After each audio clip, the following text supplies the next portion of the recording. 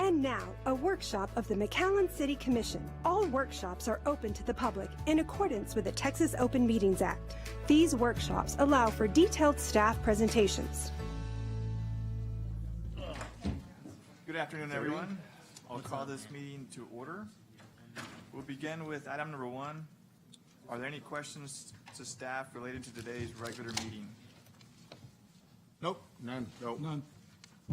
Okay, there being none, we'll go to item number 2, construction manager at risk, workshop presentation.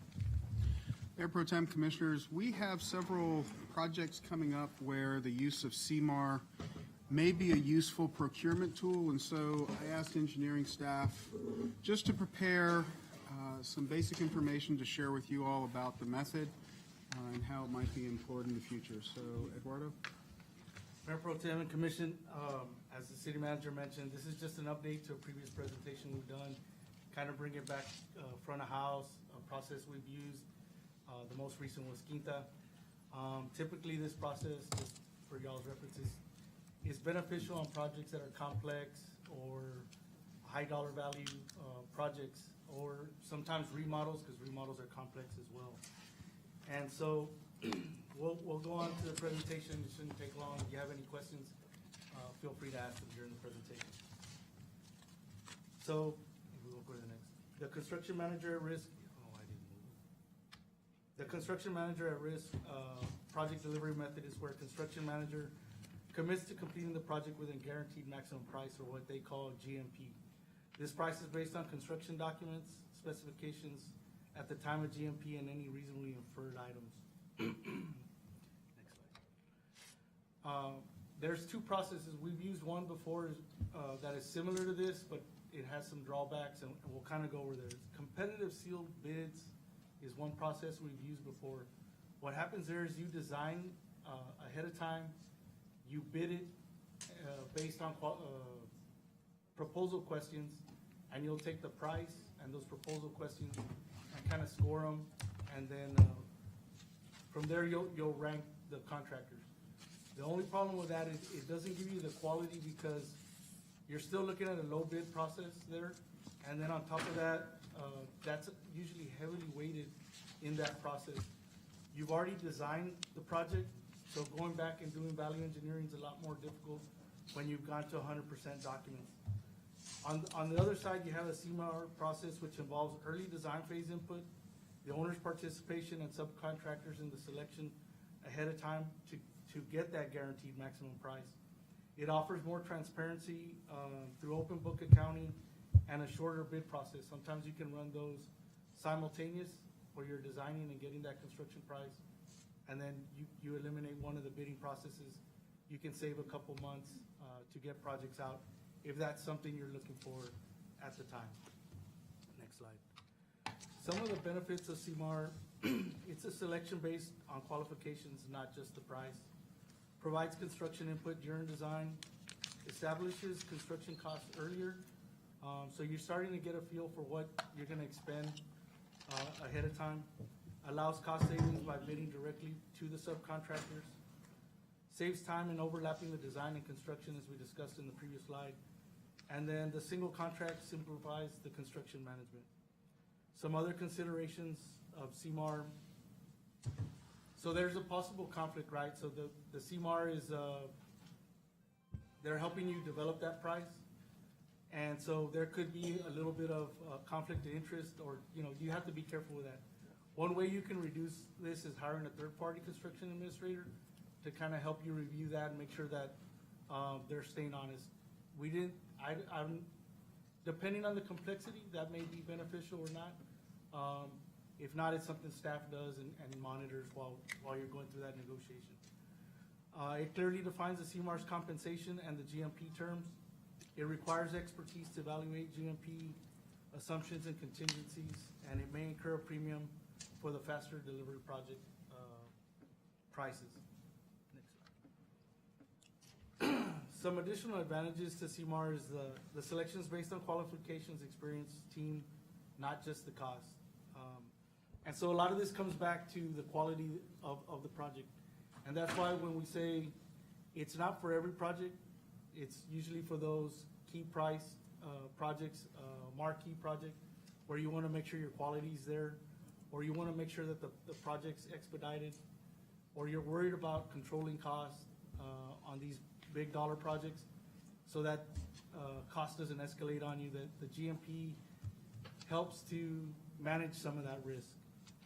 The early involvement helps with budgeting, planning, and constructability, allowing issues to be addressed sooner. Earlier cost estimates improve design accuracy and cost control. It encourages a collaborative team approach between the owner and the designer. It's best suited for schedule-sensitive and complex projects, projects that are difficult to define and subject to changes, multi-phase, technical complex, multidisciplinary projects, projects requiring high construction oversight.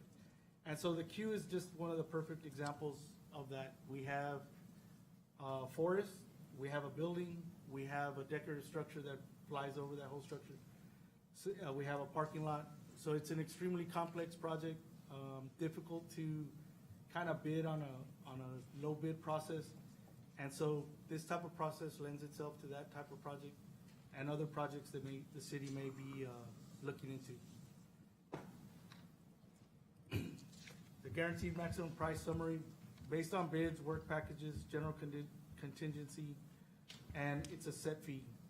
Functions like a cost-plus contract, but is capped with a maximum price. The final cost depends on actual bids, contingency use, and agreed-upon fees. Any cost savings come back to the owner or come back to the city in this case. All GMP components are negotiable except the CM fee, the construction manager fee, and the trade contractor fees or bids. Can include allowances for undefined work to prevent financial surprises. So let's say there's a scope of work that we're not certain on, an art piece or something. We can put an allowance, and then we work to that allowance in the project, but it's already set in the GMP. That's just one example. There's other examples where there may be something undefined. You can put an allowance to it, and then that's already set in your GMP, and that's the number you're working to until you finalize that defined scope. Lastly, CMR creates several opportunities to hire qualified, experienced team members, manage a budget with transparency and open book accounting, saves time through fast tracking and pre-purchasing, ensures a well-designed, buildable project that focuses on value, quality, and durability, pre-qualifies and selection of subcontractors helps improve the quality of the project, aligns design with the budget and optimizing purchasing. Overall, this helps foster a collaborative and efficient design and a construction process. Right now, using it through the queue, there are some drawbacks, but it's been a process. We've learned through it. We think it is a useful tool in complex projects to ensure that quality of the product that we're trying to deliver on these complex projects. And so we wanted to bring up this process, make sure that commission, we bring it again, how it's used, what are the advantages and disadvantages, in case we use this again. And with that, I open it up for any questions that y'all may have. Yeah, I want to add to what Eduardo was discussing. It is a very different procurement method, right? So traditionally, we would bring projects to you, engage design professionals, put together a bid package, excuse me, put the package out for bid, and then come back, select contractor, and move forward. What a process like construction manager at risk allows us to do is engage both the contractor and the design professionals at the same time. And so you have a collaborative work effort towards a project within a defined budget. And so like Eduardo mentioned, when we were putting together the bid package on the Q or on Zalduas Bridge, it would have allowed us to sit with design professionals and a contractor to work through options on the front end rather than seeing what bids look like and then coming back and trying to value engineer something that's already kind of in a fixed box.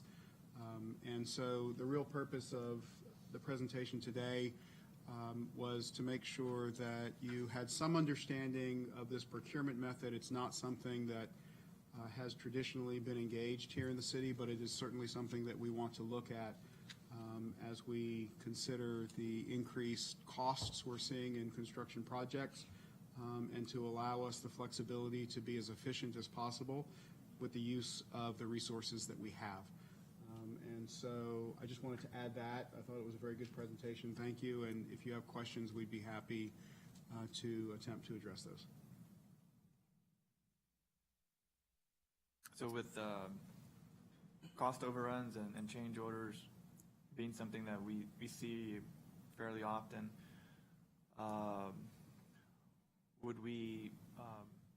what could we do to try to reduce that? I know that we're going to try to limit the amount of times that we use this procurement method, which it's not very frequent that we look at big complex projects like this. But so on a more routine basis, what would you recommend that we could look towards and try to reduce change orders and that kind of thing? So many times, change orders are due to unforeseen items that we don't have out there. And I'll give you an example. So when we do underground utility, that's when we run into a lot of it. You could look at different methods where it's called a SUE, where you go and do an exploratory underground exploration. So a company comes in and they'll tell you, okay, this pipe is 3 feet underground, and they locate it to a certain accuracy. The problem or the con to that is you're paying a premium upfront, and so you're still paying them $250,000, $300,000 depending on the size of project. And so sometimes you're just, it's kind of like GMP, you're reducing your risk, but you're paying that upfront cost. And so it's a give and take, and there's different design ways to kind of do that, but you still pay a premium regardless for that expertise to go out and detail something to that level. Many times when you're doing these construction projects, it's not worth that because it's such a vast, complex area. If you take Ware Road or one of our roadways, and I'll use that as an example, the complexity sometimes goes beyond the project limits. And so you may reduce the risk there, pay $300,000-$400,000, whatever they charge per mile, but you could still find some change orders out there. Inevitably in construction, change orders, it's part of the process. It does happen. What we do here is to manage that liability. So on top of when someone gives us a price, is that a valid and true price? Had we bid that out? Is that close to what the price we would have bid? And so what my staff does, Mario and all the project managers, is not only to take the price in, but there's a lot that goes into reviewing that price and making sure that even if we pay that value, because we were gonna have to pay it at some point in time, that we're paying a fair price. And so sometimes we can't get rid of it. There are ways to limit that exposure, but it does come at a premium. Got it. Any other questions? Yes.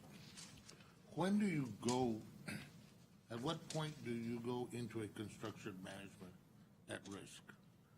At what, you talked about being part of the design or being involved in the design. So does that mean that the construction manager at risk is already on board? Yes.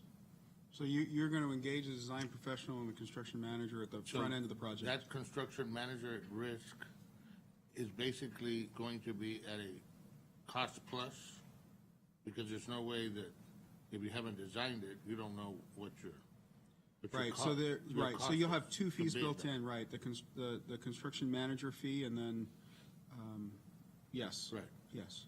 But the benefit you're getting is the input from the contractor with the design team to evaluate options as you're looking at the elements of the project. Okay, and if you are using some type of state fund and federal funds in the project, okay? One, is there a must to go into a construction management, or not? There is not a There's no- must. No.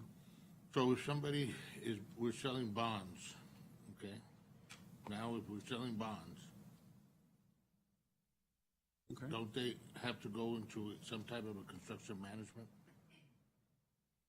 If you're selling bonds, Not protecting necessarily. the bond owners? Or a guaranteed maximum price? No. Huh? Not necessarily. No? All the procurement methods in the code are available.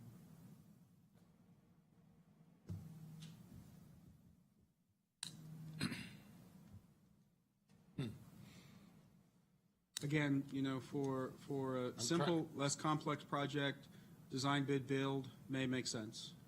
It's when you get, and size of the contract, I don't want to get lost in, $50 million project over a $1 million project. You may have a $1 million project that's very complicated, and construction manager at risk may make sense. Your square box, design, bid, build makes sense. But when you've got multiple layers of design elements and decisions to be making as you're, triaging the project, again, we'll use the queue as an example and the wings over the project. Had the original design and construction documents been put together such that you had your contractor available to give input on materials, fabrication methods, things like that, you may have seen opportunities that you otherwise didn't in a traditional design process. And is a construction manager at risk basically normally done on upright or also on just a infrastructure project? You could, but traditionally, most of the bids are vertical type construction, but you could look Yeah, at it right. as roadway. Most of it is done that way. Yes, sir. But I heard your explanation on a construction management that you're putting up some money up front for them to look at and find things. Well, a CM at risk basically, takes that responsibilities of doing all of the due diligence to make sure that whatever is being quoted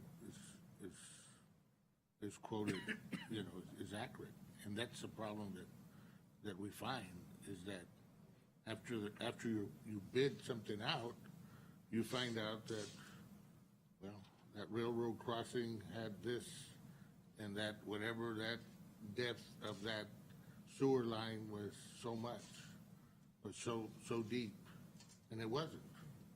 And it goes on and on and on, and then, or the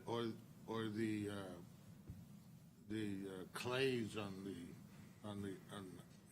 the earth are different in one area than another area. And so, you go into that. Those are the change orders that we're constantly getting because, hey, they found this, they found that, they found this. Yeah, sometimes the construction manager at risk does help out on not only upright but also infrastructure. Could definitely be beneficial. Like what we're doing right now at our buoy. We're doing it without a construction management at risk, right? We're doing it ourselves. So far. Huh? So far. So far, right? And we're finding the challenges, right? Right. Because it's, you guys are doing day-to-day operations. And it's a lot of them. We have a lot of things going on. So when you take on a huge project like this, there needs to be focus. And sometimes it's better to use an expertise outside source that will actually save your money instead of, trying to do your best internally. Especially for large projects like that. Anybody else? All right, thank you very much. Thank you. Thank you. Thank you. Item 3.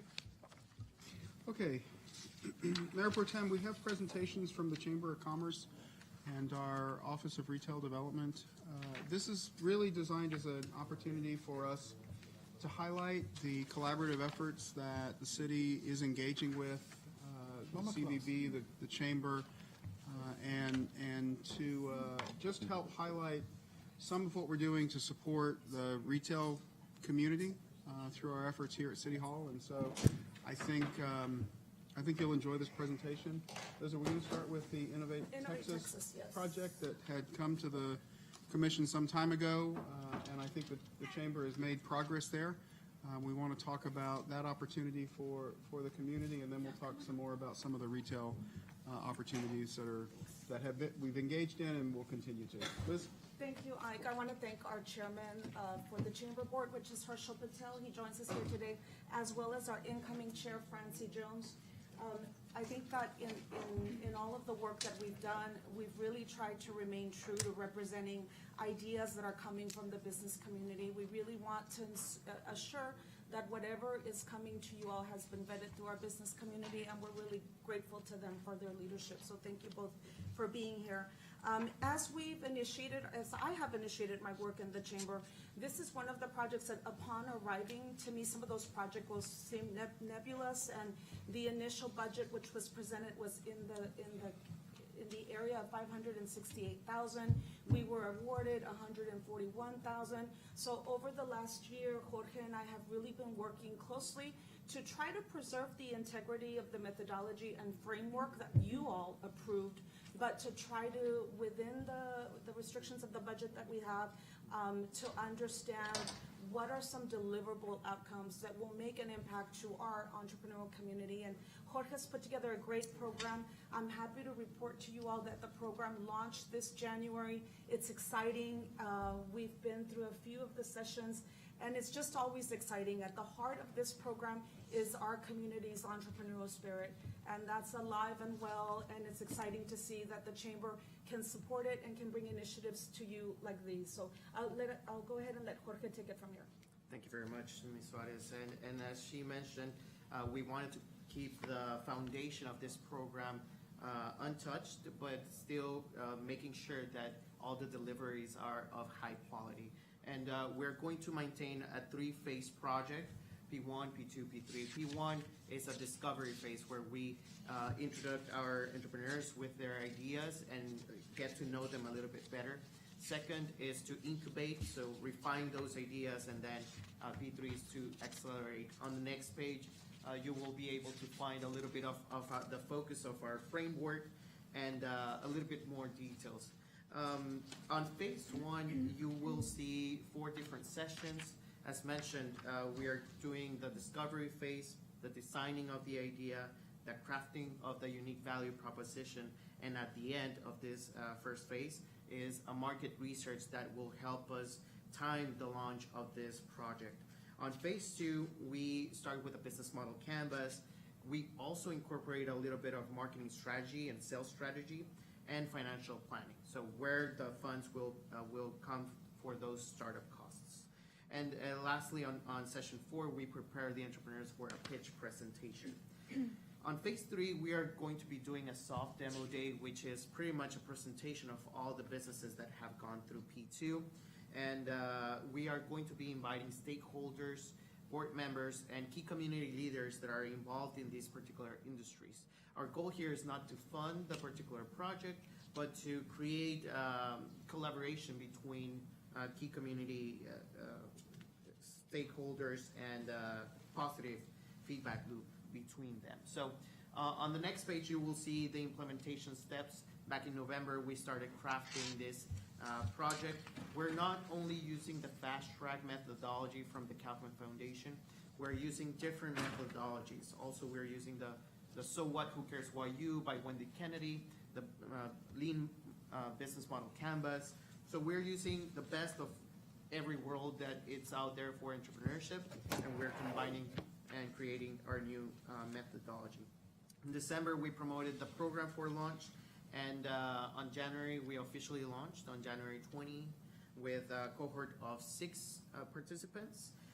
Late February, we are expecting that they graduate from P1, and in March, P2 is going to start with this first cohort, and we're opening new cohorts for the second and third cohorts of P1. And then in September, we expect to have that soft demo day. So on the next page, you will see actual pictures of the current participants that are going through this program. It's happening at the McAllen Creative Incubator, and every Monday from 3 to 5 p.m. That's just a real quick glance of what that project looks like. When we looked at that original project proposal that was brought for funding, it talked about 40 program participants. So this is about right size for what we can do and what deliverables we can realistically bring to you all. What kind of industries are being represented? So right now we have 6 participants. One is on the book, creating a book. Another one is creating a software. Another one is an entertainment company. So it's very diverse. And having these small groups is very beneficial because every particular business has a different perspective of the same challenge. So you create a very comprehensive approach to all the different challenges that these entrepreneurs are facing. We also sign NDAs with them, so we can't go into detail in terms of what their projects are. There's a lot of intellectual materials that they're developing. It's actually really exciting. We've got one gentleman that has some specialization with European vehicles and modeling a project that's really unique, and we've got so many unique voices represented there. It's a neat process for somebody that's an outsider that I've not been involved in this level of entrepreneurship, and I think it's just so rewarding that they feel supported in this way from the community. Any questions? And I congratulate Jorge. He's got a great vision, and he definitely is an expert as we work through entrepreneurial opportunities. There are many programs that have started at the Chamber that are leading the way throughout our industry. So we have 6, and then approximately 2 months from now, we're gonna have Another 6. group, another 6? I think best case scenario, we can target 24 So you go total 6, 6, participants. 6, 6, every 2 or so months. Yes. Good. Anything else, Jorge? That would be all. Thank you very much. This came to the commission 8 months, a year ago. It was a little bit amorphous when it was originally presented, but Liz and Jorge and the team over at the Chamber have done a fantastic job of kind of putting some boundaries and perimeters and providing the support that we want to see the Chamber providing the retail community and startups. And so commend them on the effort and taking this program and really ratcheting it down to something tangible that we think we'll see a real return on. Are we getting competitive? In other words, was there a competitive to get to these 6? Are we getting competitive to get to the next 6 and next 6? In other words, by way is of there a a waiting selection? list?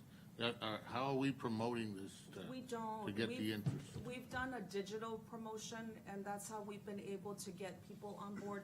But you've had other entrepreneurs that have participated in different programs, and so you've done outreach directly to them as well. Absolutely. So we have developed a network of different entrepreneurs that have been involved in many different programs. So we're tapping into those groups.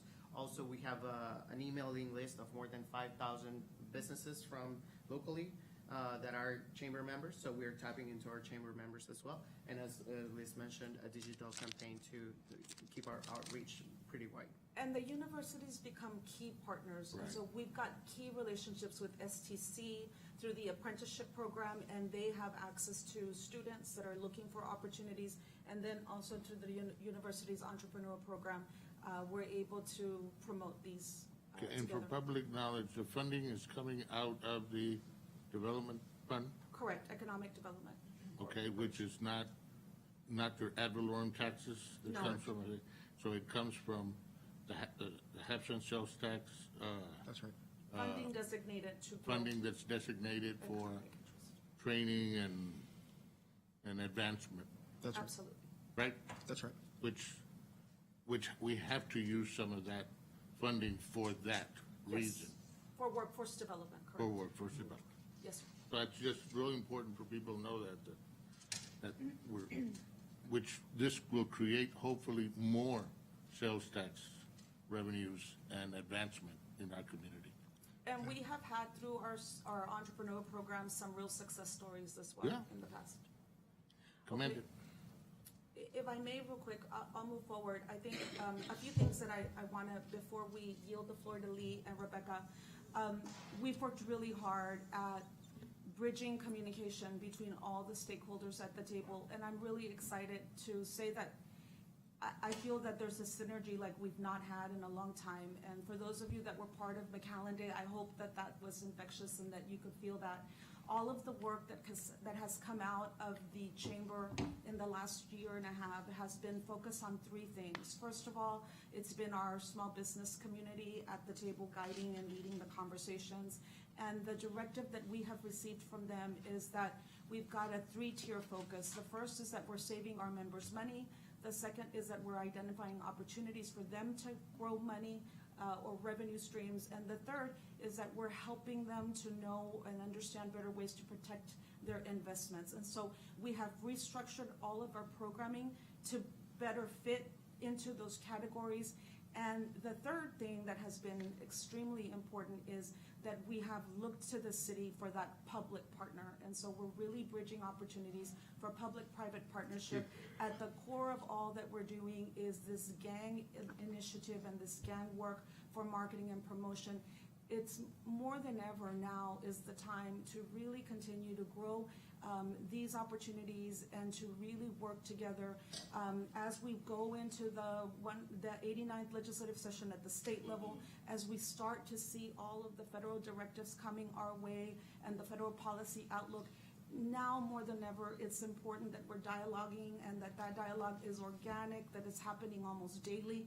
And I'm really thankful for Ike, for Austin, for Rebecca. These are some of the leaders.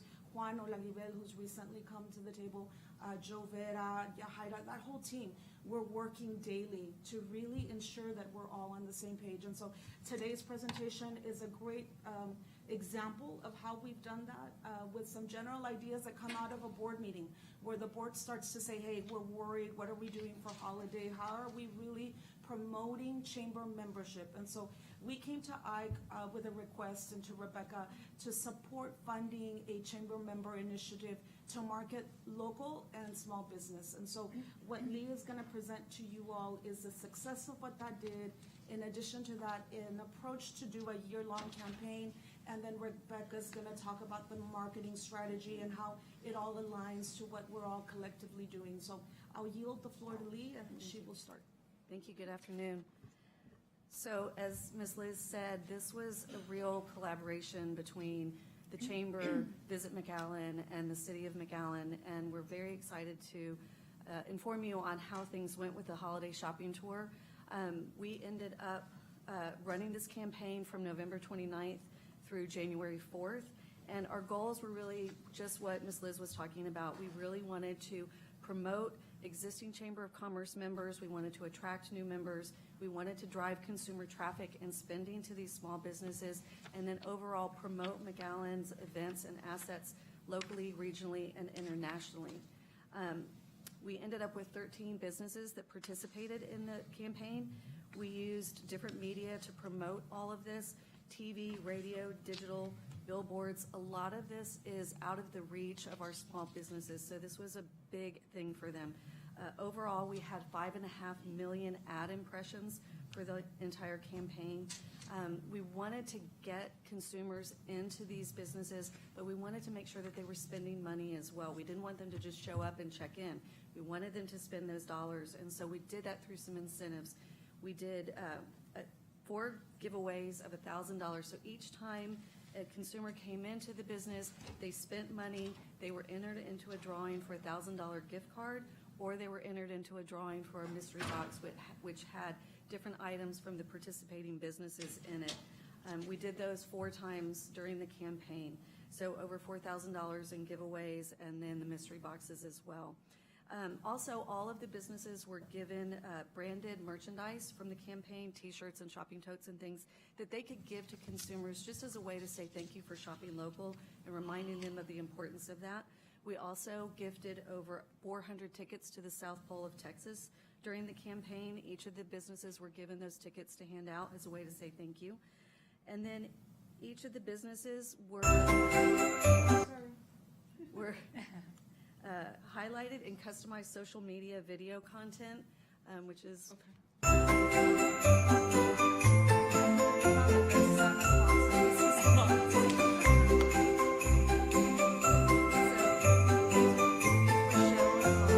social media channels that included the McAllen Chamber, Visit McAllen, Explore McAllen, is our Mexico brand when we're marketing McAllen in Mexico. One of these Facebook Reels, I think it might have been this one, had over 120,000 views. So that's a huge reach for these businesses. So we're very excited about that. Additional promotion above and beyond the original media buys. The media partners went way out of their way to do special things for us. KRGV promoted 3 of the businesses and the chamber on their Take 5 afternoon programming. And then they sent their production team out to different businesses. I think they went out to seven different businesses where they collected B-roll that was shown every time they talked about the campaign on air. And so that extra programming brought a tremendous amount of additional media value to the campaign, which was just above and beyond. And then lastly, on our efforts, we did e-blast and text blast to over 150,000 subscribers. So we were hitting these consumers here, there, and everywhere on every channel we possibly could. We were very excited with the results. The businesses that I talked to after the campaign wrapped were so happy. They were so grateful, and we were so happy that we could provide this for them. So we're really looking at keeping that momentum going and doing some more of these campaigns to promote our small business. Are there any questions? Any So we're questions? proposing to continue this momentum. We're proposing that we do year-round campaigns, and so the next campaign that we would like to target is March Madness, where we really look to promote small restaurants within the McAllen area, and then followed by the spring shopping extravaganza as people get ready for prom and Mother's Day. And we're then wanting to really launch summer back-to-school shopping as well. At the end of the day, it gives us the 4 annual campaigns that bring value to chamber membership, that make it make sense. You're a chamber member, you're able to volunteer to be part of all of these campaigns. You're gonna get a good return on your chamber investment, but the chamber's really helping to energize the economy by supporting local business and continuing all of the efforts that we all work collectively to do, continue to grow our economic tax base and make a difference for small business. At the end of the day, remember that 90% of McAllen business is small business. It is the heart of the economy. These campaigns really make an impact when you're a small business owner. And we've done a lot to support and to nurture this type of an effort, not just through these campaigns, but we've got Cash Mob and we've got different e-blast programs where we open up a value platform for our chamber members. So this is the asks that we have for today, but there's a lot more than this. For what we're working on has really been important for us to lean on Rebecca, to lean on her team, to be able to continue to promote all of our marketing efforts and goals for the city. Thank you. And thank you, Lee, for that report. I was really excited to work on the holiday shopping tour. I think it was fabulous.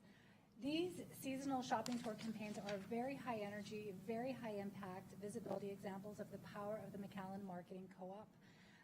Together, we cohesively and strategically brand, market, and position McAllen as a destination city for consumers, visitors, and investors. Our campaigns always present McAllen as a full-service, vibrant city with many exciting and unique experiences.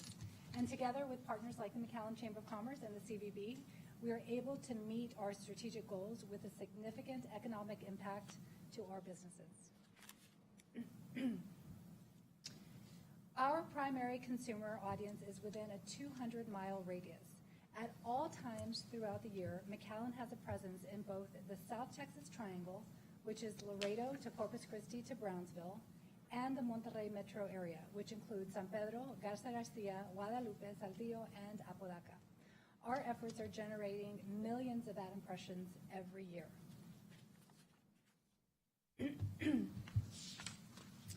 This slide represents the distribution of our ad placements. We amplify McAllen's brand through a media mix that includes radio, television, billboards, magazine, and of course, social media. And on the international side of our ad placement that covers the Monterrey metro area, including Reynosa and Matamoros, we maintain a high profile so that our consumers always see us. We amplify McAllen's brand through newscast inserts, radio ads, social media, and billboards. And just as a side note, we adjust our presence, seasonally based on our offerings. So, for example, we'll have a higher ad buy during Holiday Parade and South Pole, and especially prior to Mexican holidays when we're really, really pushing for those Mexican visitors. This is a map that shows the contracted billboards in McAllen's inventory. We have up to 13 in our South Texas Triangle and 10 in Mexico. These are primarily digital boards so that we can switch out our graphics quickly to accommodate our campaigns.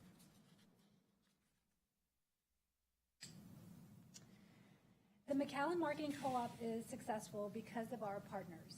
The co-op is made up and supported by 11 partners.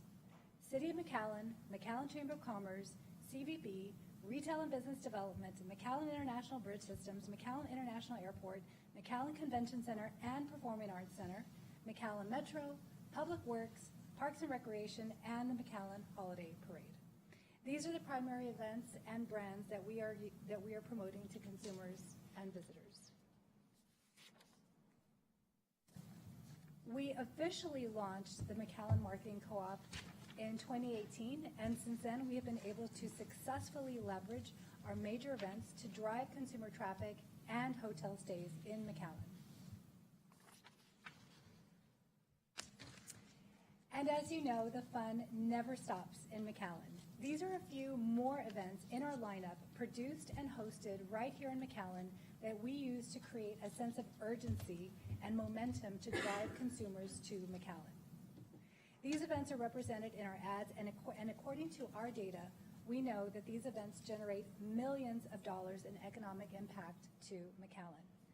And a quick side note, while most of our PR messages revolve around inviting consumers to shop, dine, and stay, we also have the capability of framing our ads and news pieces to reflect advocacy initiatives that may emerge. In closing, the McAllen Marketing Co-op supports local retail, economic growth, and development through partnership, events, and consolidated media placement. Thank you for your time today. Thank you for the Chamber of Commerce board members that are here today. May we answer any questions? Herschel, Francie, is there anything you want to add?